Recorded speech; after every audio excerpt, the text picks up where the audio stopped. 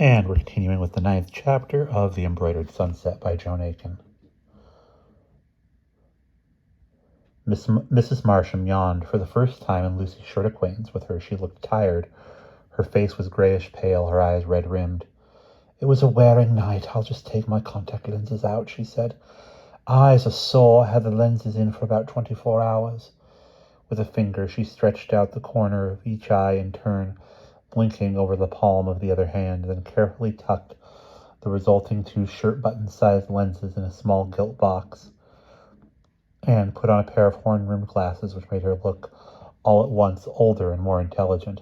Lucy suddenly wondered if she had been underestimating Mrs. Marsham. "Don't the lenses ever fall out by accident?" she asked.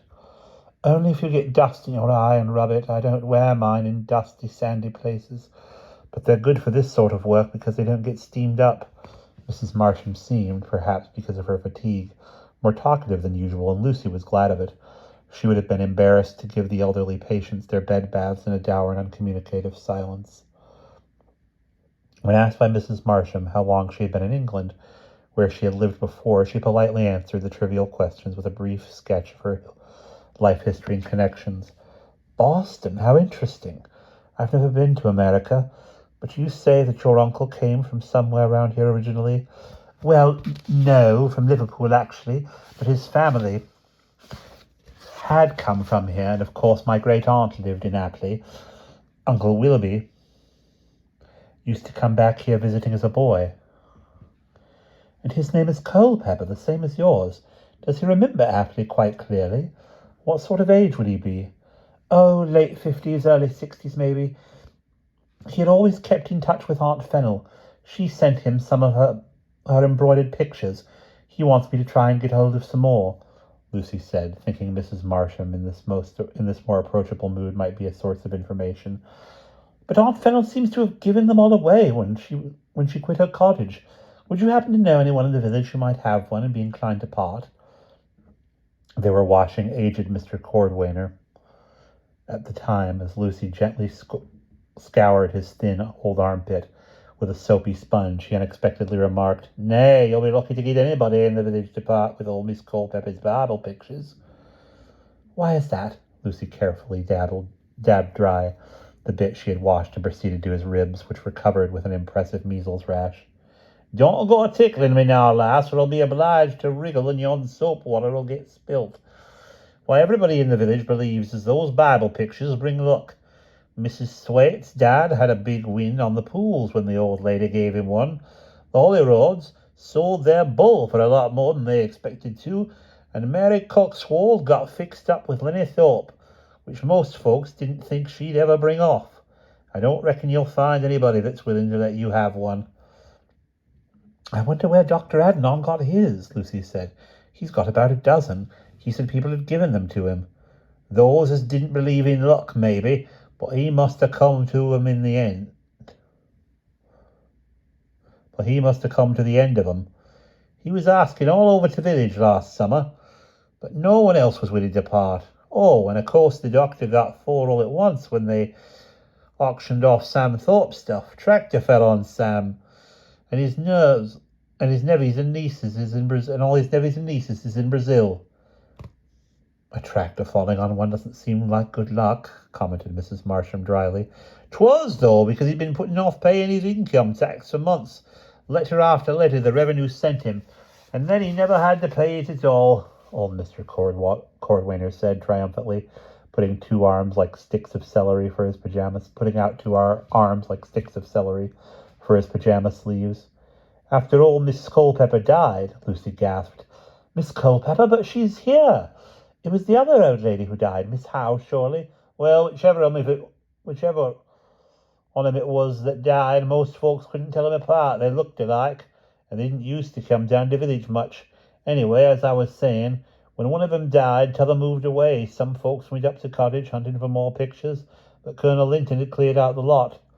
Which was Miss Culpeper's cottage?" the matron asked. "Up the beck, all on its own. Up the beck, all on its own. Has anyone ever suggested that it was haunted?" Lucy asked Mr. Cordwainer. "Not as I know on. It's yon public conveyance that Colonel Linton will have us haunted. Will have us haunted. Oh, really? What rubbish? Mrs. Marsham said impatiently, but Lucy asked, What by? Why, by t' old lady, of course, the one who died. The Colonel said he met her ghost there, moaning and wailing and bawling out that she'd been shoved to her death by one of the summer trippers that come to Apley expecting historical relics and cream teas for £0.50. Was she really shoved to her death? Bless your heart, no. 'Twas just one of old Colonel's fancies when he had a few of his Highland bluebells. Lucy wondered what a Highland bluebell was, but they had finished Mr. Cordwainer, and the matron was already waiting by the next bed, glancing at her watch. Old Mr. Cordwainer seems a lot better today, Lucy said. They always are when the rash comes out. Can you finish off here, Miss Culpepper? I think that's the doctor arriving. And when you've done, could you go to the village? The shopping list is on the kitchen table. Do you mind if I just see to my aunt first? Lucy had been hoping for another word with Adnan to ask for an explanation of last night's cryptic warning. She's perfectly all right. She won't mind waiting till you get back, Mrs. Marsham said impatiently. I just put my head round the door looking for Emma Chiddock, and she was still asleep. Since Aunt Fennel did, in fact, often enjoy a short nap after breakfast, even in Mrs. Tilney's uncomfortable parlour, this seemed reasonable. When she had done the last bed bath, Lucy glanced in on her aunt, and, reassured that she was indeed sleeping, ran down and picked up the shopping list and drove to Appleby. Deciding, after she had done Mrs. Marsham's errands, that she was entitled to 10 minutes for her own business, she parked little P.H.O. by the haunted lavatory and walked up to the old parsonage. This time Colonel Linton answered promptly when she rang the bell. He was plainly suffering from a notable hangover. His eyes looked liable to roll out at any moment. But in other respects he seemed tidier and more collected than on Lucy's previous visit. Perhaps because it was earlier in the day. Now what? He growled, peering at her with difficulty. But the growl seemed a formality, merely his accustomed manner of talking, rather than specifically directed animosity. Then his face changed, wrinkled out sideways into an eldritch but rather touching smile. Why, you're little Cathy. Little granddaughter Cathy come back to see me. No, I'm not little Cathy, said Lucy, foreseeing endless complications unless this misunderstanding were scotched right away. But can I come in and see you just the same? While he still squinted at her doubtfully through half-closed eyes, she edged her way past him and crossed the dark-flagged hallway into an equally dark dining room, where the somber glint of gold frames had caught her eye. She was not disappointed. A whole batch of ancestors had evidently been removed from their frames, and at least a dozen of Miss Culpepper's pictures substituted for them. The effect, in the gloomily furnished Victorian room with its huge expanse of mahogany table, was magnificent. The pictures gleamed and sparkled on the walls like glowworms seen in a dusk-filled thicket. Lucy drew a sharp breath of pleasure and began to move slowly round, identifying them. Jacob and the angel playing tug-of-war with a ladder. A family piece, Jacob, Esau, Leah, and Rachel conversing in front of an amazingly sequined sunset. Daniel with some bright-eyed lions. Moses, Aaron, and a serpent. David, Saul, and a harp. If you aren't little Cathy, demanded Colonel Linton, who the devil are you? What's your name? Culpepper. Oh, well, why didn't you say so? That accounts, of course. One of Great-Aunt Cathy's children. Belle Earnshaw, she married a Culpepper. That explains the likeness. You could be two peas in a pod. Here, look. He turned and began rummaging among a pile of canvases without frames, which had been stacked casually in the great empty hearth. Really, I've had enough of likenesses, Lucy thought. Any more peas in a pod stuff is going to be a bit too much of a coincidence. But then it occurred to her that, of course, in a remote cut-off place like Appleby, where even during the first half of the 20th century inbreeding was the rule and few people moved away, where almost everybody was related to everybody else, likenesses would be common enough. Probably I'm a second cousin twice removed of his little Cathy and everyone else in the village. But that doesn't account for the resemblance between Russ and, Harold Marsham. They could hardly be cousins. Russ told me his family came from Ireland. There, said Colonel Linton. He rubbed the canvas he had selected with his sleeve and put it down on the dining table. That's her, Great-Aunt Cathy Earnshaw. Linton was her maiden name, of course. See the likeness for yourself. Lucy could. It was like looking into a mirror, except that the girl in the portrait had long hair tied back with a ribbon and a couple of ringlets. Even to the buck teeth, said Colonel Linton triumphantly. You're not a good looker, my girl, but you're a proper Linton, proper sprig of the old tree. Well, well, well, come into the kitchen and celebrate. The sun ain't quite over the clothesline yet, but this calls for a Highland bluebell. He took Lucy's arm affectionately and piloted her into a warm, cluttered room where a couple of hens were nesting in majestic Victorian hat boxes in front of the coal stove. Save's going out to the hen house for eggs, Colonel Linton explained.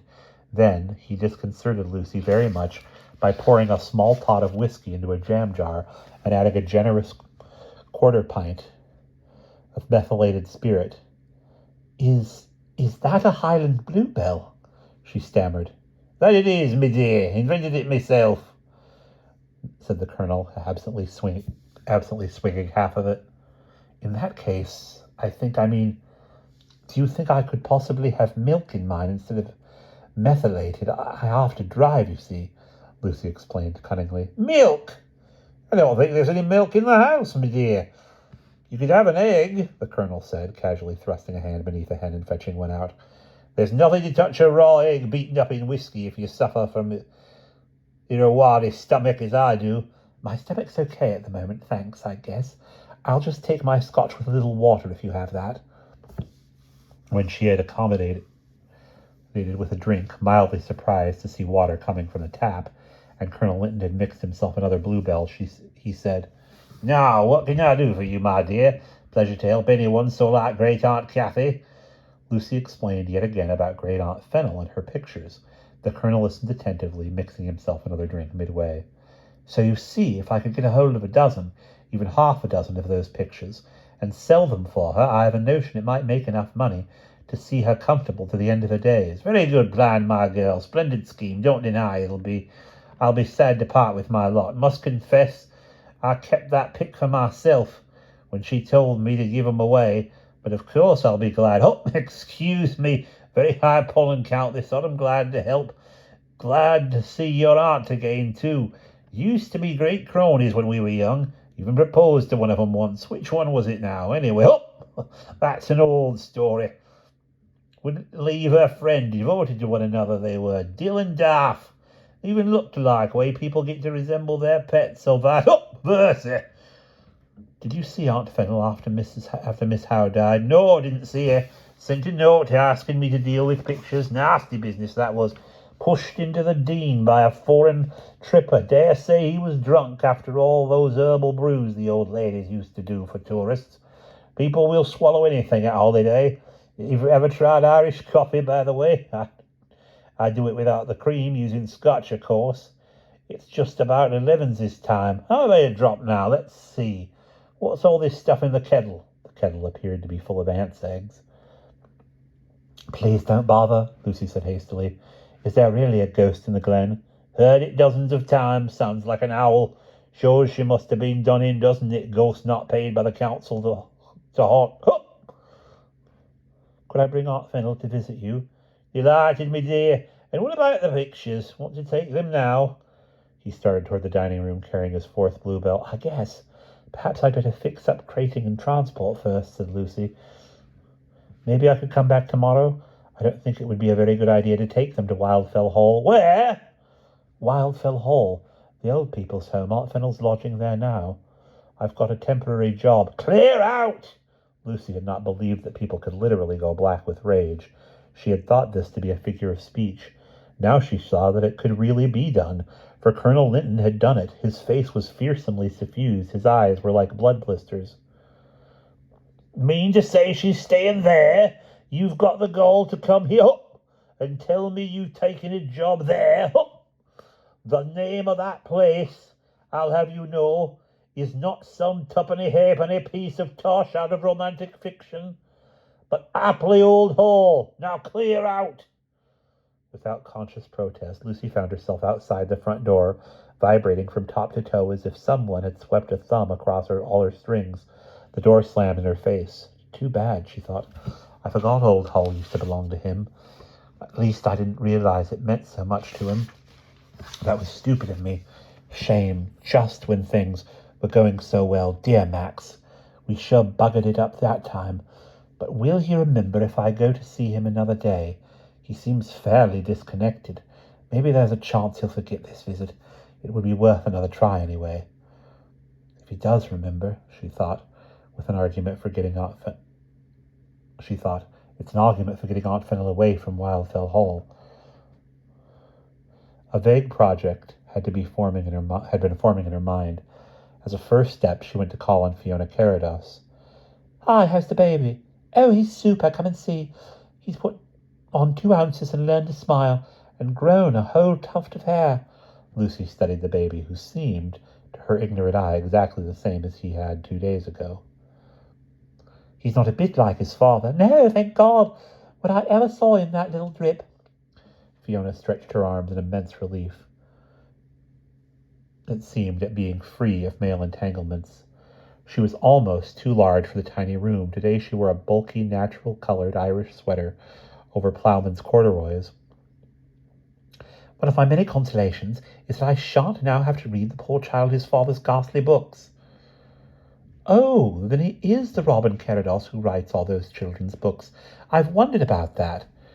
Lucy had seen them in the Kirby W.H. Smiths, where she bought her wrapping materials, shelf after shelf of brightly colored, thin red and green and blue books, priced 3 shillings each. Tom the Trawler, Douglas the Destroyer, Larry the Lifeboat, Fred the Ferry, Bill the Barge, Sam the Schooner, Percy the Punt, Dan the Dinghy. Yeah, said Fiona, that's him. He was getting his ideologies sorted for Ned the nuclear-powered submarine when we broke up. And do you know that it was the last straw why he insisted on stowing me in this hideaway, far from the maddening crowd? It was because it wouldn't do for his saintly reputation as purveyor of high moral tone nautical slop for the kiddies to be sullied. Someone in the Middle Ages referred to a woman as a sack of dung, didn't they? Well, that's how bonny sweet Robin really thought of me, and in the end the message got through. What did you think of him? There was a silence, and then Fiona laughed. Ha! I won't plug poor little Bob's subconscious full of wicked words. Don't they say that everything you hear before 3 months sticks tighter than glue? I expect he hears it anyway, whether you speak it or think it, suggested Lucy. Why didn't you and Robin get married? Oh, the publicity of a divorce wouldn't do for someone in his exalted position. Honestly, it was like associating with royalty, I expect. Really, he just wanted to eat his cake and have it. That's the usual, isn't it? He's back with his wife now. She's quite rich. Want a drink? No, thanks. I already had one. I've been visiting Colonel Linton. The old boy in the vicarage? He's rather a sweetie, isn't he? I've met him once or twice when I take the bub for a walk up the glen. He likes the noise the water makes.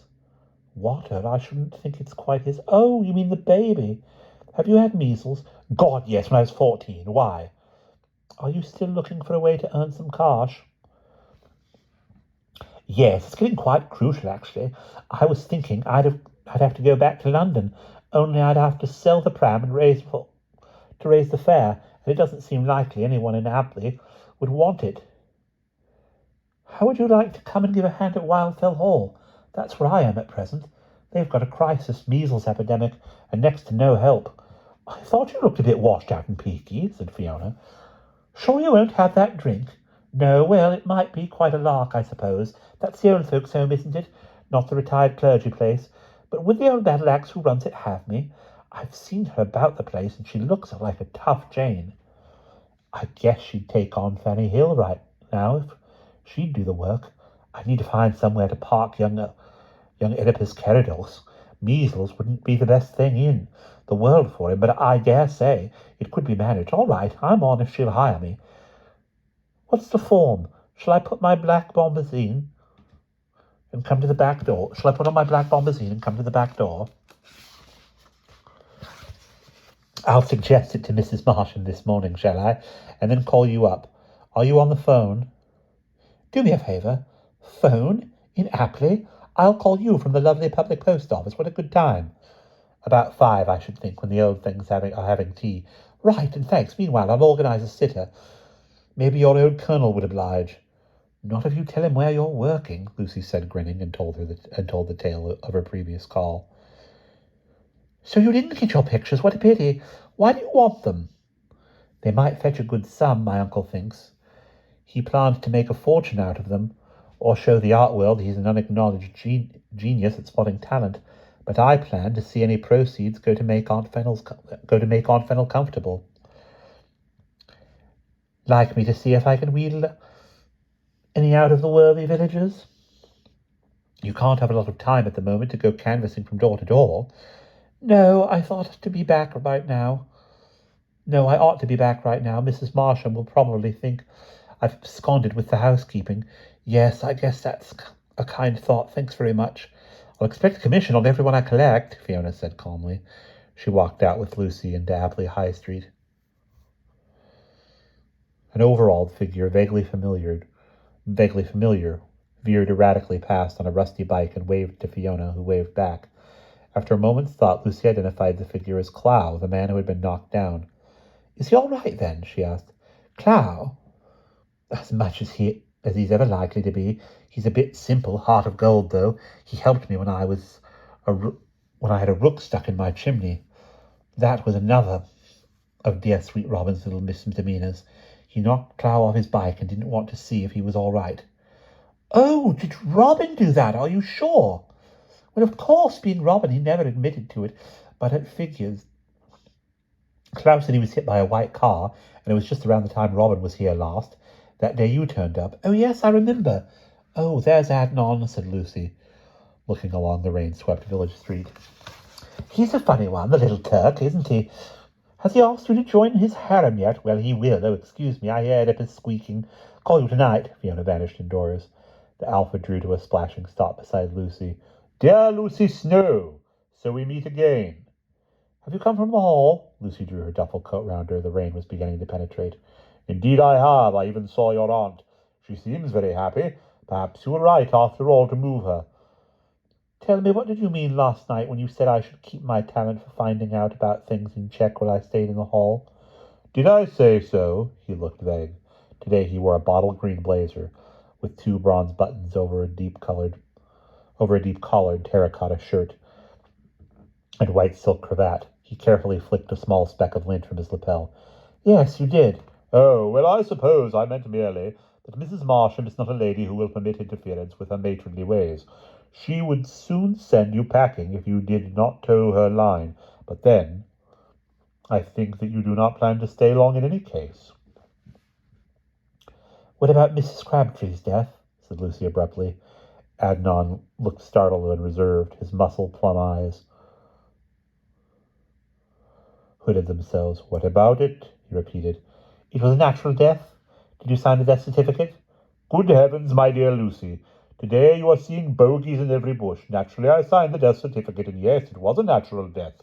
To die of measles and pneumonia mixed at age 83 is in no way remarkable, I assure you. I go now to arrange for an ambulance to fetch this poor old lady to the undertaker's.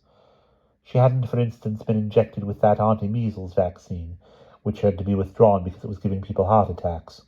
My dearest girl, he shot a glance up and down the village street, you ought to be writing scripts for television. You are wasted in a tranquil, out-of-the-way place like Apley under Scar. No such dark elements played any part in poor old Lucy's death. I do most earnestly assure you, any part whatsoever. But I am keeping you standing in the rain, which is unpardonable. Goodbye for the present. We are sure to meet frequently while the epidemic runs its course. The Alpha shot away in a fountain of mud and exhaust. Lucy, by now fairly damp, ran back to where she had parked little PHO and drove rapidly back to Wildfell Hall. On the way, she listened to a recital by Dennis Matthews, who was playing numbers 7 to 12 of Book 1 of the 48 Preludes and Fugues. Half her mind listened with serious attention, contrasting his rendering with that of Benevik.